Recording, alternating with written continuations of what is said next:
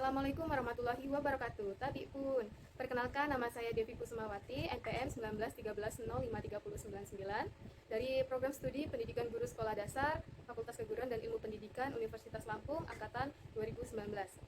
Kepada yang terhormat, Ibu Dr. Anda Loli, MPD, selaku dosen pembimbing 1. Kepada yang terhormat, Ibu Frida Destini, MPD, selaku dosen pembimbing 2. Dan kepada yang terhormat, Ibu Dr. Anda Erni, MPD, selaku pembahas. Pada kesempatan kali ini, saya izin mempresentasikan seminar proposal saya yang berjudul Pengaruh Penerapan Model Generatif Berbantu Gambar Seri Terhadap Kemampuan Menulis Narasi pada Peserta Didik Kelas 5 SD Negeri 6 Metro Barat. Selanjutnya yaitu pendahuluan. Pada pendahuluan terdapat latar belakang. Yang pertama, bahasa Indonesia merupakan salah satu mata pelajaran yang memiliki peran sentral dalam perkembangan intelektual, sosial, dan emosional peserta didik, dan merupakan penunjang keberhasilan dalam mempelajari semua bidang studi, menurut Badan Standar Nasional Pendidikan tahun 2005, halaman 199. Selanjutnya, keterampilan menulis adalah salah satu keterampilan berbahasa paling tinggi tingkatnya dan paling sulit penguasaannya, karena keterampilan menulis dapat dikuasai setelah peserta didik menguasai keterampilan berbahasa, menyimak, berbicara, dan membaca. Keterampilan menulis dalam dunia pendidikan sering mengalami permasalahan seperti peserta didik, penguasaan bahasa tulis dan kosakata yang masih rendah, kemudian penyusunan struktur kalimat yang belum benar. Pada pembelajaran, pendidik sering menggunakan model pembelajaran konvensional yang berpusat kepada pendidik sehingga peserta didik menjadi pasif. Hal itulah yang banyak dijumpai dalam keterampilan menulis. Menurut Iskandar dan Suhendra tahun 2013 halaman 27 menyatakan bahwa menggunakan berbagai teknik dan metode yang inovatif dapat menciptakan situasi pembelajaran yang kondusif. Selain itu, pembelajaran yang inovatif akan meningkatkan aktivitas peserta didik yang berdampak pada kemampuan yang diperoleh dan dalam penggunaan media dapat mempermudah penyampaian pembelajaran. Selanjutnya, berdasarkan wawancara tidak terstruktur dengan Ibu Norma Yurista, SPD, yaitu wali kelas 5A SD Negeri 6 Metro Barat, Kota Metro pada 28 Oktober 2022, diperoleh informasi bahwa hasil penilaian tengah semester Bahasa Indonesia pada materi menulis karangan narasi masih belum dikuasai secara optimal dengan nilai KKM 75. Terdapat 9 dari 21 peserta didik yang belum mencapai ketuntasan dengan persentase 43%. Hal inilah yang mendasari penulis mencoba menggunakan model pembelajaran generatif dalam pembelajaran keterampilan menulis narasi untuk meningkatkan kemampuan peserta didik. Model ini masuk dalam kategori pendekatan berpikir dan berbasis masalah. Peserta didik dimungkinkan untuk bekerja dalam tim ataupun mandiri, menghadapi tantangan, mengemukakan pendapat, dan memunculkan ide-ide. Berdasarkan salah satu indikator pada mata pelajaran Bahasa Indonesia kelas 5 adalah menulis karangan, sehingga diperlukan media berupa gambar seri untuk meningkatkan kemampuan peserta didik dalam menulis karangan. Peserta didik akan lebih terarah dalam menuangkan idenya dengan melihat karangan gambar, sehingga dapat diharapkan kemampuan menulis karangan peserta didik lebih meningkat dan terarah berdasarkan media yang diberikan. Berdasarkan latar belakang tersebut, penulis akan melakukan penelitian dengan menggunakan model pembelajaran generatif dan media gambar seri.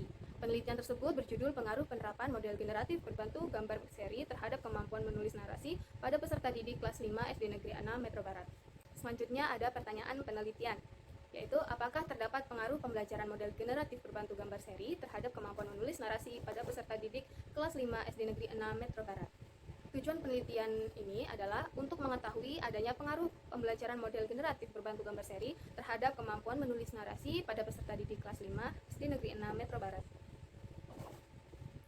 Selanjutnya ada manfaat penelitian, yaitu bagi peserta didik, melatih peserta didik untuk memecahkan masalah melalui belajar kerjasama dalam kelompok, dan meningkatkan pemahaman peserta didik dalam model pembelajaran generatif, dan memotivasi untuk menerapkan model-model pembelajaran yang bervariasi dalam proses pembelajaran di kelas. Selanjutnya, manfaat penelitian bagi kepala sekolah yaitu memberikan kontribusi positif bagi kepala sekolah dalam rangka perbaikan proses pembelajaran Bahasa Indonesia pada khususnya. Kemudian manfaat bagi penulis, menambah pengetahuan dan meningkatkan keterampilan mengenai penerapan model pembelajaran generatif dan penggunaan media gambar seri dalam proses pembelajaran. Selanjutnya, manfaat penelitian bagi penulis lain. Hasil penelitian ini diharapkan dapat memberikan ilmu pengetahuan yang baru, wawasan, pengalaman yang sangat berharga, serta hasil penelitian ini dapat dijadikan sebagai bahan pertimbangan dan masukan dalam menggunakan model generatif berbantu gambar seri pada pembelajaran Bahasa Indonesia kelas 5 SD Negeri 6 Metro Barat. Kemudian pada bab 2 terdapat kajian pustaka. Yang pertama itu hakikat belajar, pembelajaran, hakikat bahasa Indonesia, keterampilan menulis, karangan narasi, model pembelajaran generatif, media pembelajaran, dan media gambar seri sebagai media pembelajaran Bahasa Indonesia. Selanjutnya ada pengertian belajar.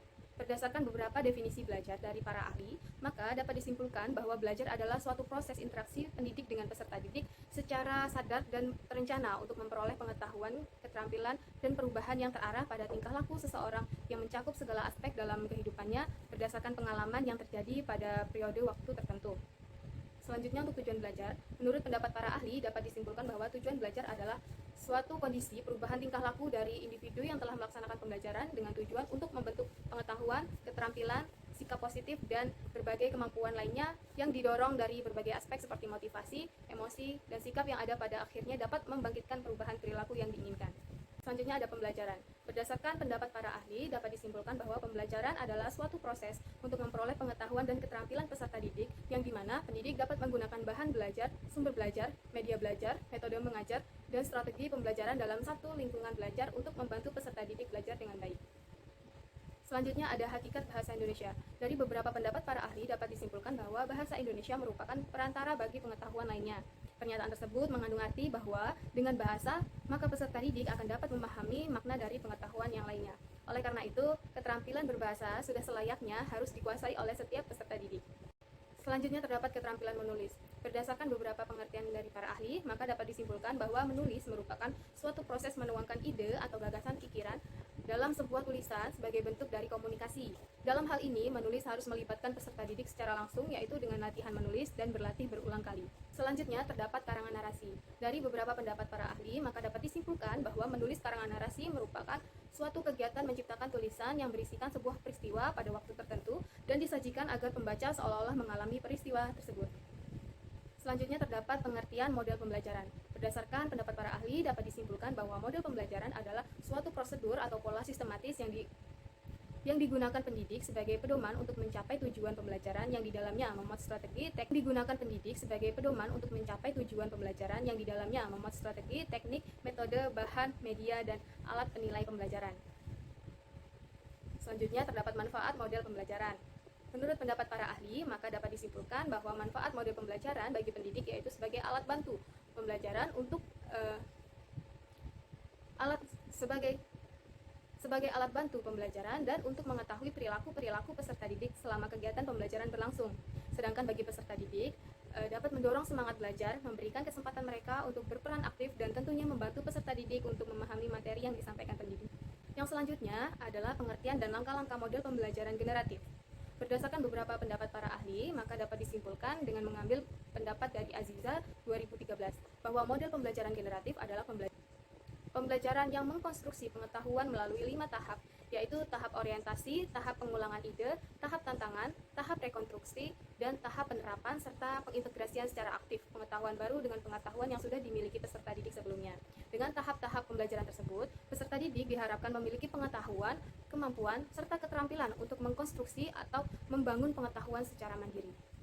Selanjutnya, yaitu kelebihan model pembelajaran generatif.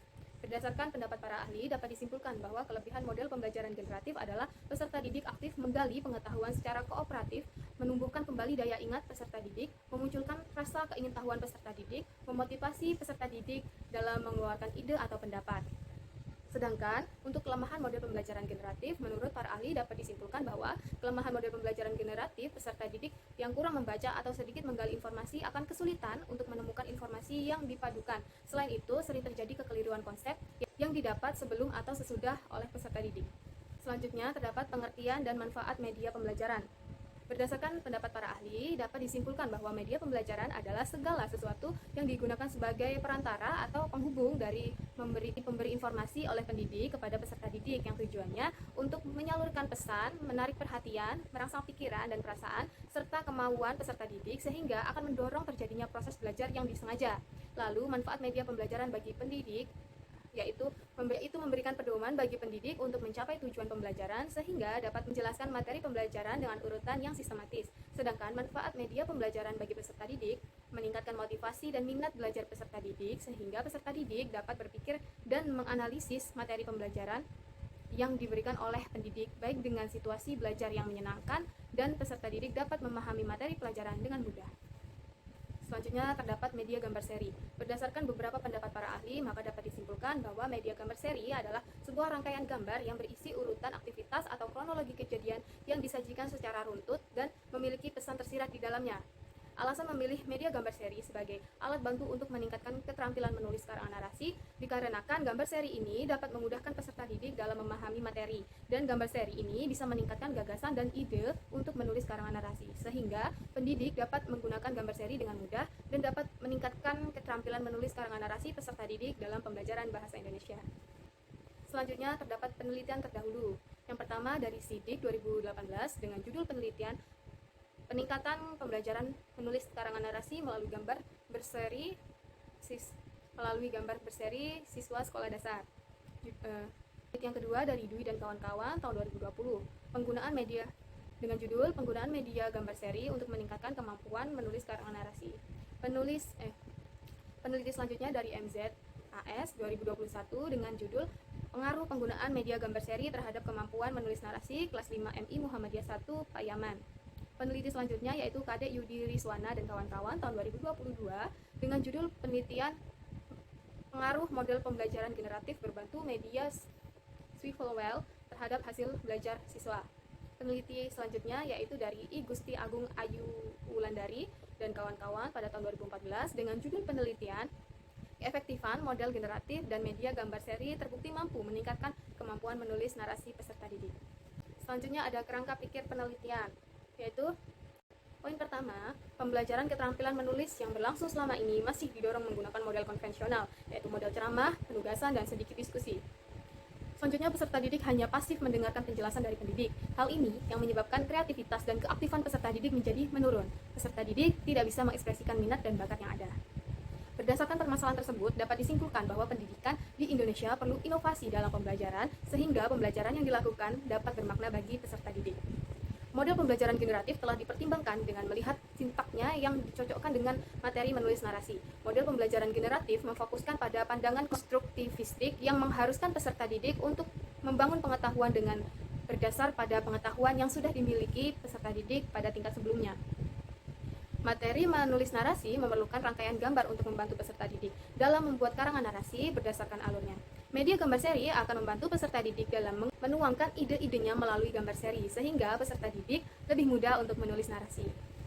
Selanjutnya, hipotesis, yaitu jika model pembelajaran generatif berbantu gambar seri diterapkan dengan baik dan benar, maka terdapat pengaruh yang positif dan signifikan terhadap kemampuan menulis narasi peserta didik kelas 5 SD Negeri 6 Metro Barat.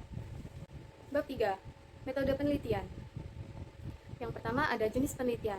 Jenis penelitian yang digunakan dalam penelitian ini adalah jenis penelitian kuantitatif dengan desain one group pre-test, post-test design, serta metode yang digunakan pre-experiential design. Kemudian di sini ada bagan. Yaitu dengan keterangan O1 yaitu kondisi awal atau nilai pre-test kelompok eksperimen. Kemudian ada X dengan keterangan pelakuan metode eksperimen akan menghasilkan O2 yaitu kondisi akhir atau nilai post-test kelompok eksperimen menurut Sugiono 2018 halaman 114. Terdapat juga waktu, tempat, dan subjek penelitian. Penelitian ini dilakukan di SD Negeri 6 Metro Barat, dilakukan pada semester genap 2022/2023 pada peserta didik kelas 5A SD Negeri 6 Metro Barat. Selanjutnya ada tahap penelitian. Terbagi menjadi 3 tahapan. Yang pertama tahap penelitian pendahuluan, yang kedua ada tahap pelaksanaan, dan yang ketiga ada tahap akhir penelitian. Baik, selanjutnya terdapat skema prosedur penelitian. Pada bagian paling atas berisi populasi. Populasi ini kemudian akan diambil sampelnya, lalu pada sampel tersebut akan diberikan atau dilakukan eksperimen, yaitu 2 kali eksperimen pre-test dan post-test. Selanjutnya pada pre-test akan dilakukan observasi, dan pada post-test juga akan dilakukan observasi lalu diambil data. Kemudian data tersebut akan dianalisis dan akan disimpulkan dari data yang sudah dianalisis tersebut. Selanjutnya ada variabel penelitian. Variabel bebas atau independen, yaitu pada penelitian ini adalah metode eksperimen atau X, yaitu model pembelajaran generatif berbantu gambar seri. Sedangkan pada variabel terikat atau dependent, pada eksperimen kali ini, variabel ini berupa Y, yaitu kemampuan menulis narasi. Pada penelitian ini memiliki beberapa instrumen penelitian. Yang pertama ada kisi-kisi instrumen tes kemampuan menulis narasi, yang kedua ada kisi-kisi penilaian pengamatan model generatif, dan yang ketiga ada kisi-kisi pengamatan aktivitas peserta didik. Selanjutnya pada penelitian ini metode pengumpulan datanya ada 2, yaitu ada teknik tes, yaitu tes awal atau pre-test, dan tes akhir, yaitu post-test.